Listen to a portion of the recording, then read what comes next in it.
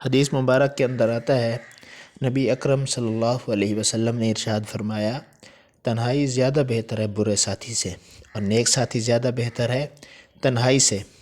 اس حدیث مبارک یہ جو بیان فرمائی گئی ہے، اس کے راوی حضرت عمران رضی اللہ تعالیٰ عنہ ہیں۔ وہ فرماتے ہیں کہ میں حضرت ابو ذر غفاری رضی اللہ عنہ کے پاس گیا تو میں نے ان کو مسجد میں پایا۔ مسجد میں کالا کمبل اوڑھ کر اکیلے بیٹھے ہوئے تھے۔ میں نے کہا، اے ابو ذر، کیا بات ہے، اکیلے کیوں بیٹھے ہو؟ اس پر حضرت ابو ذر غفاری رضی اللہ عنہ نے فرمایا کہ میں نے حضور انور صلی اللہ علیہ وسلم سے یہ ارشاد سنا ہے کہ تنہائی بہتر ہوتی ہے برے صحبت سے، اور نیک صحبت بہتر ہوتی ہے تنہائی سے۔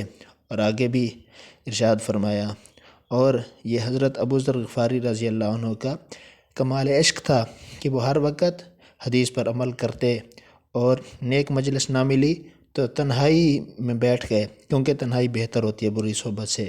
بری صحبت میں گالم گلوچ اور فساد، غیبت، طرح طرح کے گناہ ہوتے رہتے ہیں، اور نیک صحبت تنہائی سے بہتر ہوتی ہے، کیونکہ تنہائی میں بعض دفعہ برے خیالات انسان پر پڑ جاتے ہیں اور اس پر عمل کی کوشش کرتا ہے، اور نیک مجلس میں انسان اللہ تعالیٰ کی طرف متوجہ رہتا ہے اور نیکیوں میں برکت ہوتی ہے۔